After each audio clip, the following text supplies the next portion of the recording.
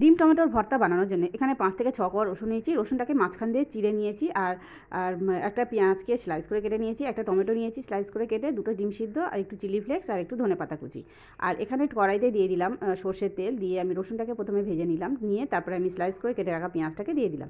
তো পেঁয়াজটা ভেজে নেওয়ার পর এবার আমি দিয়ে দিচ্ছি পরিমাণ মতো নুন। তো নুনটা দিয়ে নেড়েচেড়ে নিয়ে আমি পেঁয়াজটাকে তুলে নিচ্ছি। এবার ওই কড়ার মধ্যে দিয়ে দিলাম অল্প করে সর্ষের তেল। দিয়ে আমি টমেটোটাকে দিয়ে দিলাম, দিয়ে অল্প করে একটু নুন দিয়ে দিলাম। দিয়ে আমি কিছুক্ষণের জন্য ঢাকা দিয়ে টমেটোটাকে ভেজে নেব, যাতে টমেটোটা সিদ্ধ হয়ে যায়। তো কিছুক্ষণ পর ঢাকাটা খুলে দিলাম। তো আমার এখানে টমেটোটা ভাজা হয়ে গেছে।